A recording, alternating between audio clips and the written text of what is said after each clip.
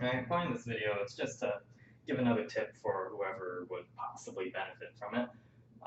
This one more so on increasing hand speed, which kind of piggybacks, continues off of the other tip that I gave, which was about using more of a pulling motion than a pushing motion. So part of the reason for that is because you're going to get your hand speed to increase, your power to increase, all that kind of stuff by shifting the work of the motion to larger muscle groups instead of using the smaller muscle groups that people are typically accustomed to using.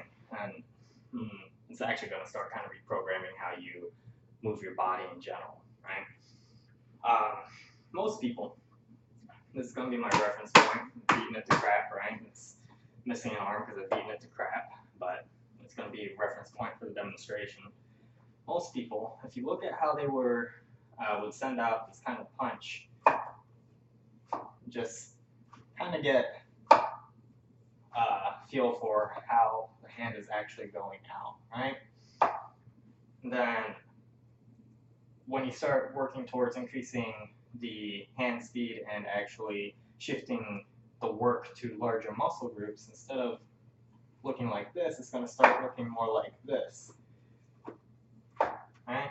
There's a very minor difference in it. And that difference is mostly that the tricep and shoulder are not actually leading the motion anymore. On average, a lot of people lead from their tricep and shoulder, which is going to severely hinder their hand speed. It's going to cause them a lot of fatigue. It's going to reduce their power. It's going to reduce their flow, right? So what you want to do is understand how you can actually use your chest and back into the motion instead of relying on the tricep and shoulder. Tricep and shoulder are going to be for minor adjustments in your motion. So my power was pretty much there, right? But the hand is actually going to connect because the tricep is going to extend just a little bit to actually reach, right? So the motion is not generating the speed and power from tricep contraction. It's actually going to be more so from, again, the chest and back. So this is one reason why you're supposed to focus on the elbow, I'd say, right? Because you're using different muscle groups to shift your elbow forward than you are to shift your hand forward, right? You're changing the order that muscle groups are actually firing off, and you're changing which one's actually leading the motion instead of following, right? If you focus too much on the hand, you start focusing too much on tricep and shoulder extension, you're lucky if your chest and back are involved in it at all. And so there's absolutely really no power in it except for maybe your footwork, which isn't what you want. You want to add power to footwork, but you don't want it to be the sole source of your power.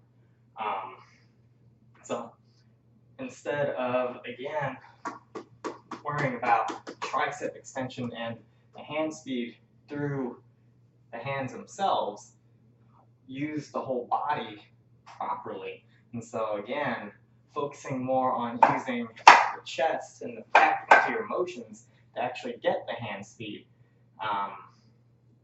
I didn't develop hand speed. It was just something I realized I had one day, if that makes sense. And so I didn't sit there trying to make my tricep contract quicker or anything like that, but rather I focused more on understanding the body and how I could actually kind of hold everything together. And so instead of getting something like that, I would get more of motions like that. So you don't want the patty cake type motion in it where it's just very light taps that are just annoying to people until you add footwork. You want to actually have some drive in the punch itself without needing the footwork, but then adding the footwork to make it even better. And so the point of this isn't so much so that you have faster hands and stronger hands, but so that when you start adding the whole body, your hands are actually doing something. They're contributing to the motion. They're not just a means of transferring force, they're contributing to the force generation itself, right? In the other video I had where I was talking about relaxing the punch, that's a lot about actual force generation. But in this case, it's understanding your body from top down instead of bottom up, I guess you could say.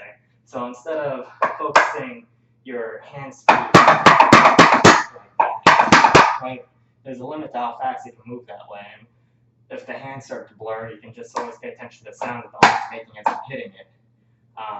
There's a significant difference between tricep extension and using my chest and back in the motion, right? And each of those hits significantly harder than if I worried about using tricep and shoulder in the motion instead.